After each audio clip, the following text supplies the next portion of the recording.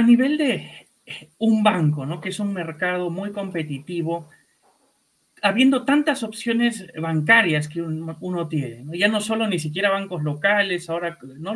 Salen los nuevos neobancos, los bancos digitales.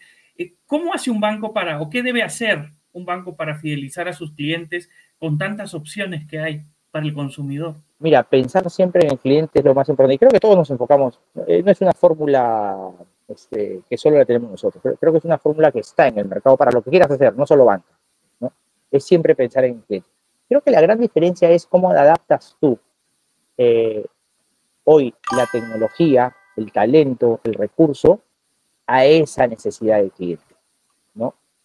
Eh, ¿Con qué velocidad lo haces? ¿No? ¿Con qué eh, sintonía con la sociedad lo haces?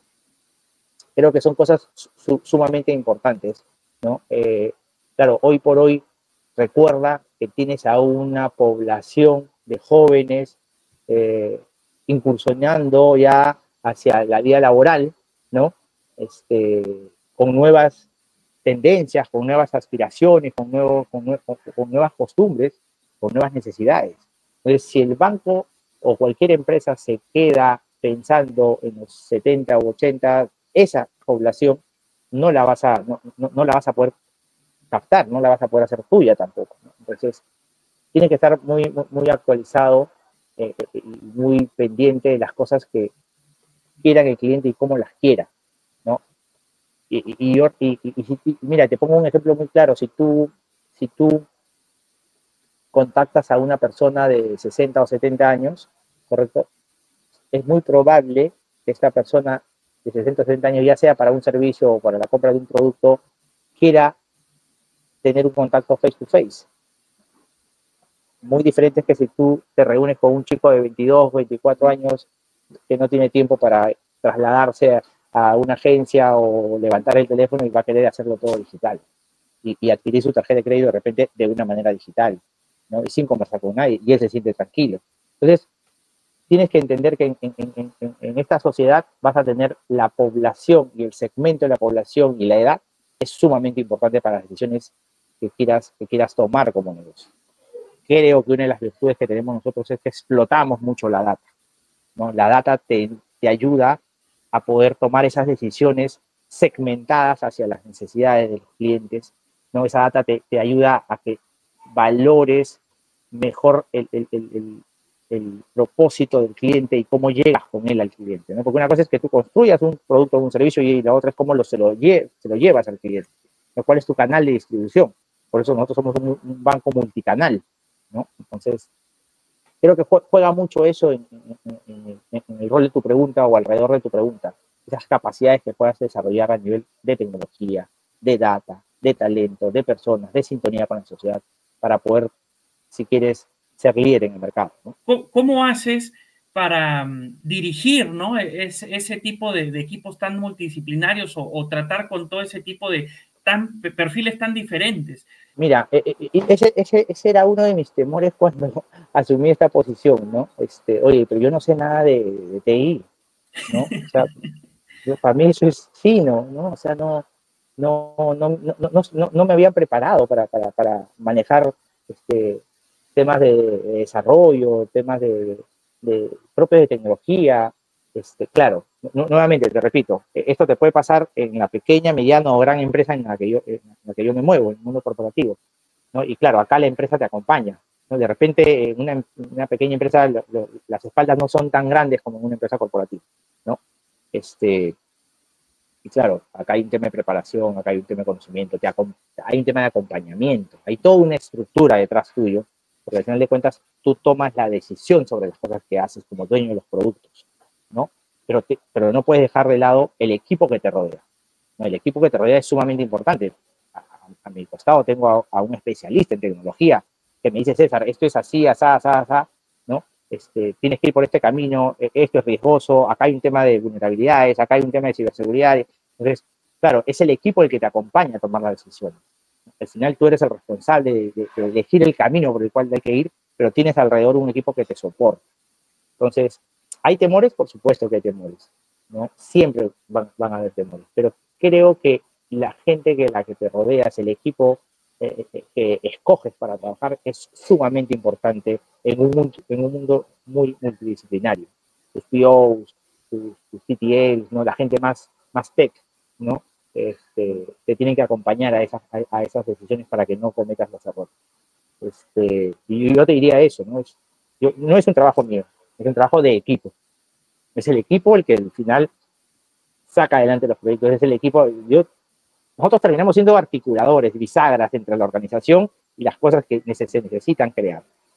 Pero es el equipo en conjunto y la capacidad y el talento que hay dentro del equipo el que te marca esa diferencia. ¿Y qué es lo que tiene que tener un miembro del equipo para que destaque para ti, ¿no? Para que lo promuevas, lo promociones, lo califiques para un ascenso.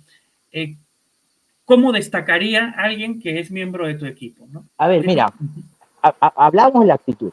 Las personas tienen que tener mucha actitud, ¿ya? Una actitud positiva, constructiva, ¿ya? Otra cualidad es que tengan que ser, nosotros en la organización la llamamos así, ser valientes. ¿Qué significa ser valiente? Es tener esa capacidad de poder enfrentar temas difíciles, conversaciones difíciles, ¿no? Y que sean firmes, pero a la vez reflexivos y disruptivos al momento de escuchar. Entonces, cuando tú empiezas a observar a una persona que tiene una capacidad de análisis, una capacidad crítica, de entendimiento, de reflexión, que escucha a los demás, que es valiente en la toma de decisiones, que le gusta avanzar, tú dices, aquí existe una persona que está dispuesta a avanzar. Claro, luego ahí le sumas otras cualidades, ¿no? Oye, que haga trabajo en equipo, que piense siempre en bien del cliente, que piense siempre en bien de lo que se necesita hacer de la mejor manera, de una manera costo eficiente, etcétera, etcétera. Pero vas construyendo sobre esas bases, ¿entiendes? Entonces, uno como líder va encontrando en su equipo a personas que van destacando una más que otras por las cualidades que te menciono. Y les vas encargando cosas más complejas, ¿no? Entonces vas haciendo un poco lo que hicieron contigo, en cierta medida, ¿no? Entonces vas retroalimentando, ¿no?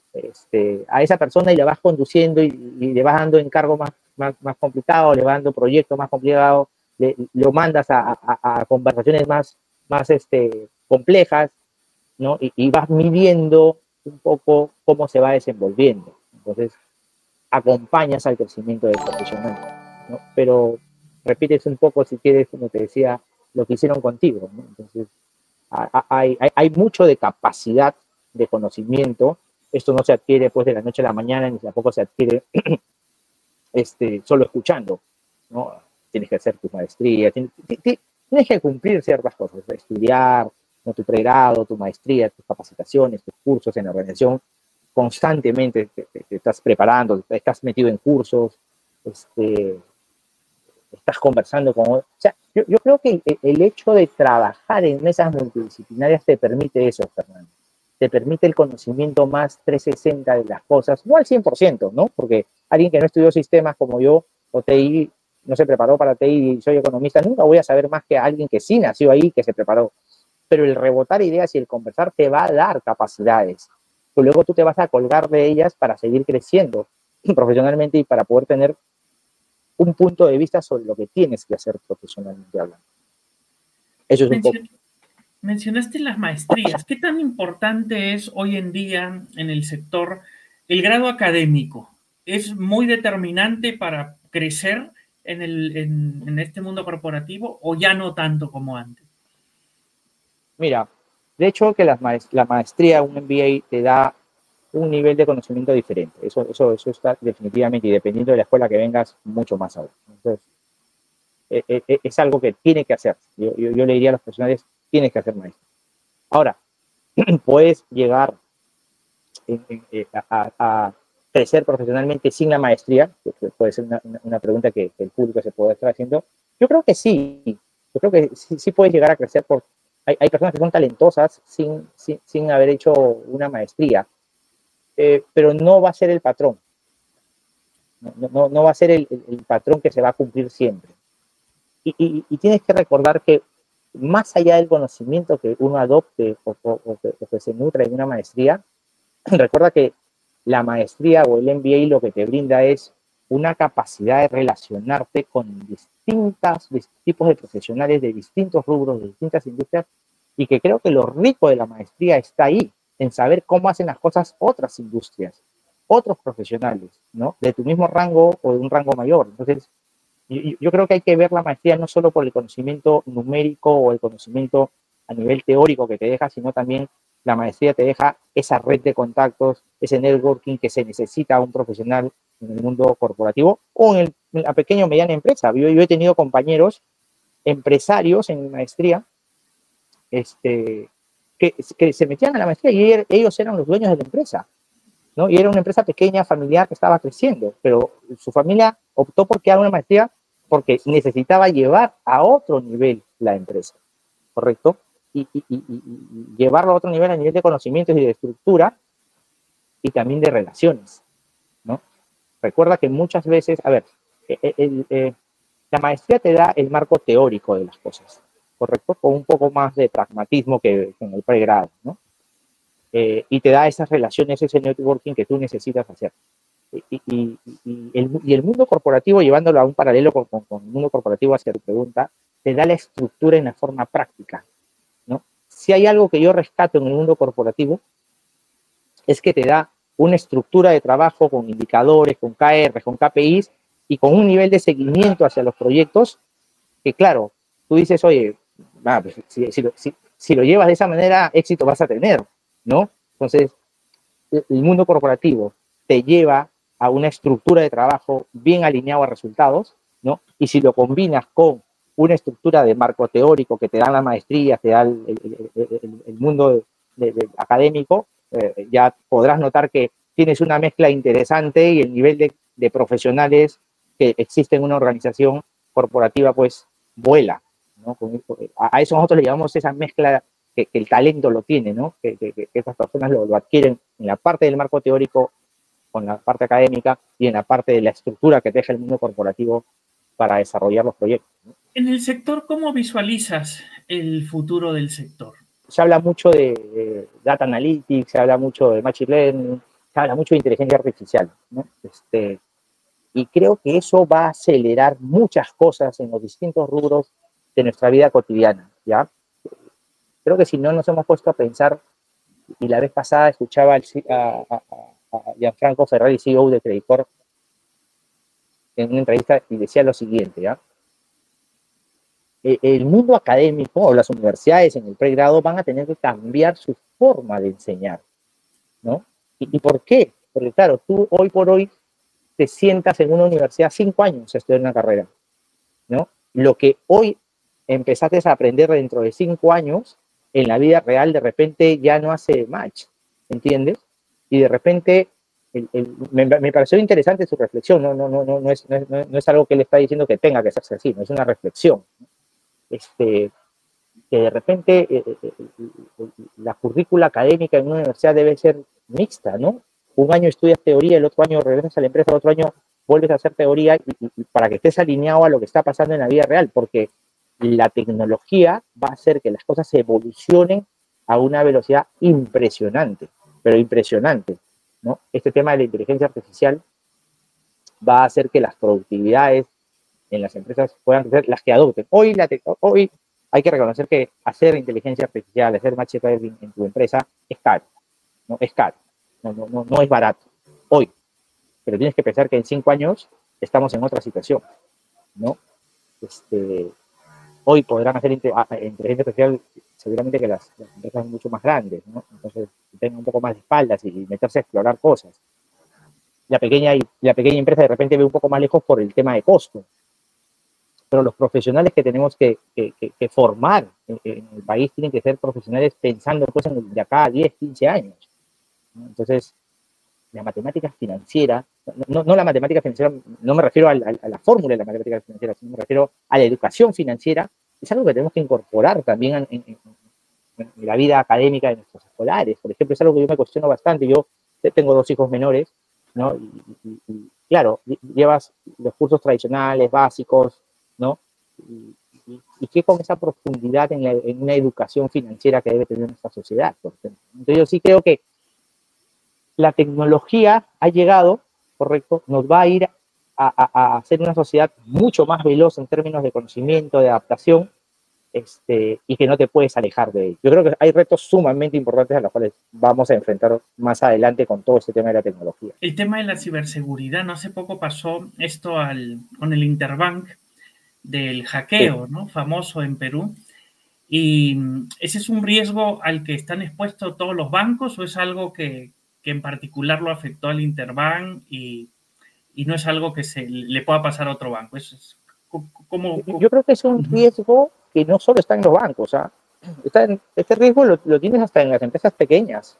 Las empresas pequeñas manejan data, ¿no? Simplemente que los bancos, pues, son empresas mucho más grandes, ¿no? O sea, sin ir muy lejos, RENIEC tiene todos los datos y son datos sensibles de nosotros, ¿no? Pero yo sí creo que las empresas tienen que ser muy responsables con la data, ¿no? Y mira, a ver, cuando tú quieres brindarle un servicio a tu cliente, ¿correcto? Analizas tu cadena de valor, ¿de acuerdo? Y tú explotas la data para mejorar la cadena de valor en pro de tu cliente, ¿de acuerdo? Para brindarle un producto o un servicio. Ya, ese mismo análisis en pro de tu cliente para satisfacer la experiencia de tu cliente, tan igual como lo haces tú, lo hacen estas organizaciones, llamarlas delincuenciales, ¿no? Y en tu cadena de valor también, aunque te parezca loco lo que te estoy diciendo. Son organizaciones bien montadas. Pero claro, van a la inversa de lo que tú vas, ¿no? Pero tienen toda una organización, te analizan todo el proceso y te encuentran tus vulnerabilidades, ¿no? Por eso es que en el banco nosotros somos muy cuidadosos con cada desarrollo que hacemos, de tratar de cubrir las vulnerabilidades. Hoy por hoy en la organización, eso es prioridad 1 para cualquier cosa que tú quieras sacar. Pasa por una revisión de equipo de riesgo no financiero que son sumamente exhaustivos en esa revisión. Pero tan igual como tú te organizas, ellos también se organizan, pero para lo malo, ¿no? Y eso te reta más, ¿no? Te reta a seguir sacando más productos y servicios en pro de tu cliente, pero con mucha seguridad, cuidando mucho esa cadena de valor por donde corre la data.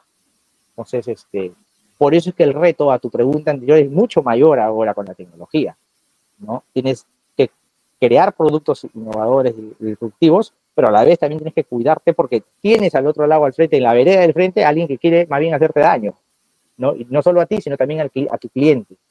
Entonces, creo que son momentos de mucha dinámica, de mucha incertidumbre, porque, a ver, hay todo un tema con la data, hay todo un tema con los delincuentes, hay todo un tema con la política, hay todo un tema con el contexto jurídico del país.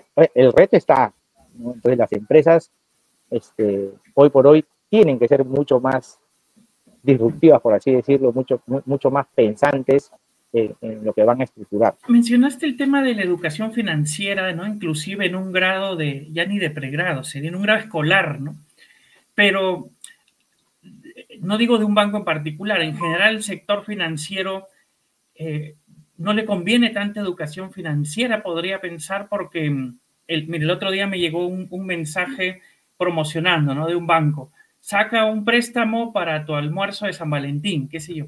Pero alguien con educación financiera ya no se dejaría llevar por ese tipo de anuncios, ¿no? O sea, ¿cuánto dinero se gana por personas que no tienen una buena educación financiera y hacen mal uso de las tarjetas de crédito y ese tipo de cosas? ¿Tú crees no crees que demasiada educación financiera puede no ser favorable para el sector? Yo sé que estoy siendo un poco provocador, pero quiero un poco saber tu opinión. No. A ver, cuando uno habla de educación financiera, uno habla justamente por ese ejemplo que acabas de dar. No está mal el push de la venta del sector financiero. Lo que está mal es tu falta de reconocimiento a tu realidad económica.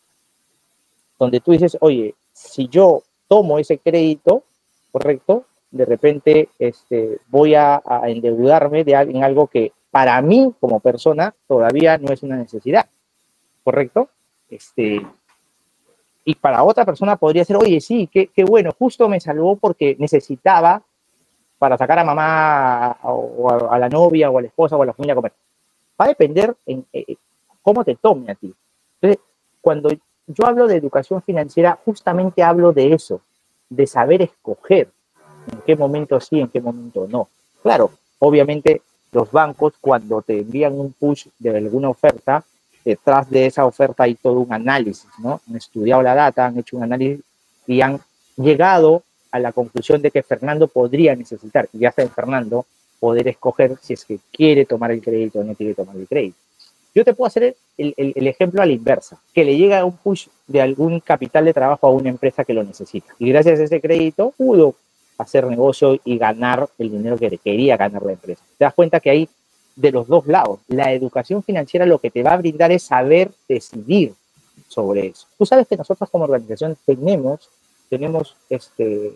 una escuela de educación financiera. A nosotros nos interesa mucho que la gente esté educada, porque si la gente está educada, va a poder tener como alternativa, correcto, financiarse en un banco y no financiarse de personas que le puedan cobrar el doble o el triple, ¿no? Entonces, cuando tienes a un banco que te puede financiar a menos costo. Entonces, revisa tú hoy por hoy la población, cuánto de financiamiento tiene fuera del sistema financiero. Es increíble cómo la sociedad se está financiando a tasas sumamente altas, pero claro, no está en ningún lado, no lo observas, por ende no se puede cuestionar ni criticar, pero existe, ¿no?